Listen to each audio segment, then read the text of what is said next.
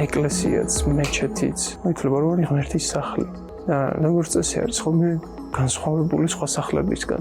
და აქ ეტყობა რომ ღმერთსაც ძალიან უბრალო სახლი აქვს, ჩვეულებრივი, ისეთი როგორც ადამიანებს. ერთი და ადამიანები თანასწორები არიან და ეს უბრალოება ძალიან კარგია. ერთი შეხედვით ვერაფრით ვერ იფიქრებ, რომ აქ რაღაცა სასულიერო ცენტრი არის. ეს არის სიმინდი, მე მგონი, საყვარლები არიან, უბრალოდ ხატავდნენ ბუნებას რა. არის ასე ვთქვათ, დაახლოებით რაღაც ასტრალური ფიგურების გამოსახულებები სხვადასხვა მეჩეთებში, მაგრამ ძირითადად არის ბუნების ელემენტები. თავიანთი ყოფა გადაქონდათ კედლებზე. ძალიან ლამაზია რა, არანაირი მისტიკა, ძალიან მატერიალური სამყაროს ანაბეჭდებია. მწვანე ფერი ისლამში აღნიშნავს 64 ფერს, როგორც ყურანში წერია. 64 ადამიანებსაც შეც მწვანე ფერის შესამოსელი და ცხედან მწვანე ბალიშებს. და მეც ესე სიმბოლურად მწვანე ფერი ჩავიცვი.